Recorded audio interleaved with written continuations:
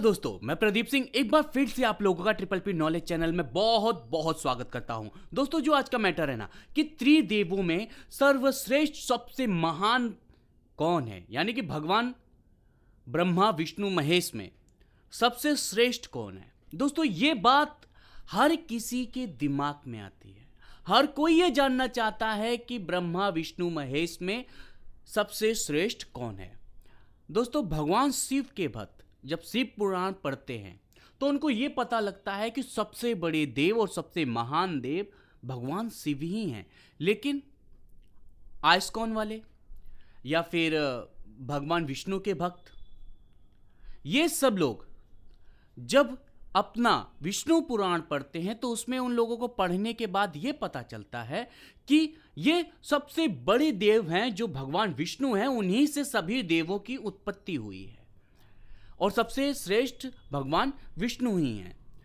और दोस्तों, जब आप सप्तऋषि के पुराण में जाओगे, सप्तऋषि पुराण पढ़ोगे तो उसमें सिर्फ आपको ब्रह्मा जी सर्वश्रेष्ठ दिखाई देते हैं कि ब्रह्मा जी सबसे सर्वश्रेष्ठ हैं, उन्हीं से सभी लोग बने हैं। तो दोस्तों, क्या हकीकत है, क्या हकीकत नहीं है, आज मैं आपको इस वीडियो में बताऊंगा। और अभी तक आपने मेरा चैनल सब्सक्राइब नहीं किया है तो प्लीज चैनल को सब्सक्राइब करिएगा, बेल आइकन को दबाइएगा और हाँ, शेयर कर दीजिएगा। और कोई भी सवाल पूछना है तो मेरी इंस्टा आईडी पे आ जाइएगा। इंस्टा आईडी मैंने नीचे दे दी है और वहां पर फॉलो करके मुझसे जो भी सवाल आप करना चाहते हो सवाल करिएगा। मैं हर किसी के सवाल का जवाब 100% देता हूं।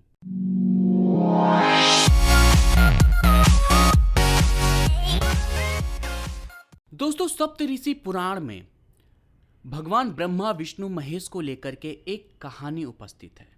दोस्तों, उस कहानी के अनुसार मैं आपको ये बात समझाऊंगा। दोस्तों, एक बार भगवान शिव, ब्रह्मा जी और विष्णु जी एक साथ मौजूद थे कि तभी भगवान शिव को एक बात सूझा, विचार आया कि क्या मैं ब्रह्मा जी को और विष्णु जी को भस्म कर सकता हूं, उनको खत्म कर सकता हूं।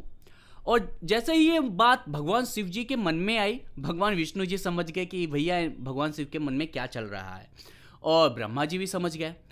तो भगवान शिव जी ने कहा, ये बात अपनी दिल से निकाल करके उन लोगों के सामने रखा, क्या मैं आप लोगों को भस्म कर सकता हूँ।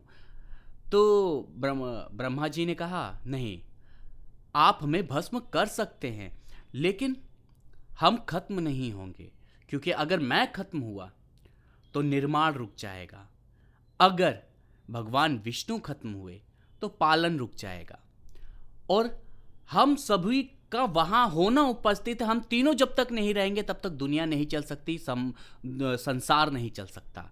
तो भगवान शिव ने कहा कि एक बार ट्रायल लेते हैं। तो भगवान ब्रह्मा जी ने कहा, ठीक है, चलिए आप मुझे सबसे पहले जलाइए। और जैसे ही भगवान शिव ने अपनी तीसरी आंख खोली, वैसे ही ब्रह्मा जी भस्म हो गए। वहां एक राख का कुंड बन गया।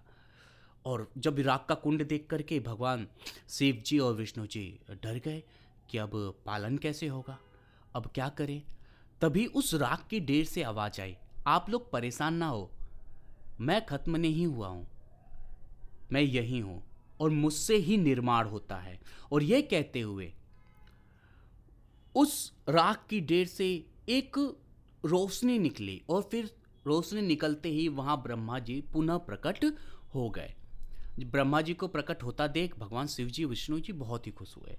तभी शिव जी का नजरिया भगवान विष्णु पे गया।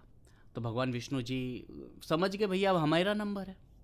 तो उन्होंने कहा, चलिए मुझे भी आप भस्म करके देख लीजिए, देखता हूँ मेरे साथ क्या होता है। तो भगवान शिव ने अपनी तीसरी आँख खोली और विष्णु जी को वहाँ पर भस्म कर दिया। और विष्णु जी जैसे ही भस्म हुए वैसे ही वहाँ एक राख का कुंड लग गया। और राख के कुंड को देख करके भगवान शिव और ब्रह्मा जी दोनों असमंजस में पड़ गए, अब क्या होगा, अब दुनिया का पालन कौन करेगा। कि तभी उस राख के ढेर से आवाज आई कि भैया मुझे भी कुछ नहीं हुआ, मैं भी यही हूँ और मैं पालन करता हूँ, पालनकर्ता को कभी कुछ नहीं हो सकता। और उस राख से एक रोशनी निकली और भगवान विष्णु जी वहां तुरंत प्रकट हो गए। इसी के साथ साथ फिर क्या हुआ, भगवान शिव जी के मन में विचार आया, क्या ये लोगों को तो मैं खत्म नहीं कर सकता, क्या मैं खुद को खत्म कर सकता हूँ। भगवान शिव के दिमाग में ये बात आते ही ब्रह्मा जी और विष्णु जी दोनों लोग समझ गए कि भगवान शिव जी करने वाले क्या हैं। तो भगवान विष्णु जी भी मुस्कुराए और ब्रह्मा जी भी मुस्कुराए। इस बात को सहमति के रूप में भगवान शिव लेते हुए खुद को ही भस्म कर लिया। और जैसे ही भगवान शिव जी भस्म हुए, वहां तीनों, मतलब भगवान विष्णु और ब्रह्मा जी, ये दोनों लोग भी साथ में भस्म हो गए। और वो राख, जहां पर 3 राख का कुंड लग गया, वो राख आपस में आकर के मिल गई। और आपस में मिलते ही तीनों राखों में से 3 ज्योति निकली। और फिर तीनों ज्योति अलग अलग, कोई भगवान विष्णु, ब्रह्मा और शिव जी बन गए। दोस्तों, उसी राख को भगवान शिव जी ने तुरंत उठाया और अपने ऊपर पोत लिया। और उसी राख का भस्म आज भी भगवान शिव जी लगाते हैं। दोस्तों, इस कहानी से एक बात आपको समझ में आएगी कि कोई भी भगवान, तीनों ब्रह्मा विष्णु महेश में कोई सर्वश्रेष्ठ नहीं है। तीनों लोग एक दूसरे के अपूर्ण ही है, संपूर्ण ही है। अगर कोई भी भगवान नहीं हुआ तो कोई भी भगवान नहीं रह जाएंगे। और कोई भी भगवान के ना होने पे कोई दूसरा भगवान कुछ कर भी नहीं पाएगा। यानी कि तीनों की शक्तियां एक दूसरे से संपूर्ण है। तो दोस्तों, आज की स्टोरी कैसी लगी आपको, प्लीज़ कमेंट बॉक्स में बताइएगा। अगर आपने अभी तक मुझे इंस्टा पे फॉलो नहीं किया तो फॉलो करिएगा, वहाँ मैं आपके हर सवाल का जवाब देता हूँ। और हाँ, सब्सक्राइब कर लीजिएगा इस प्रकार के वीडियो जिससे आपके पास पहुँच सके। मिलते हैं अगली वीडियो में।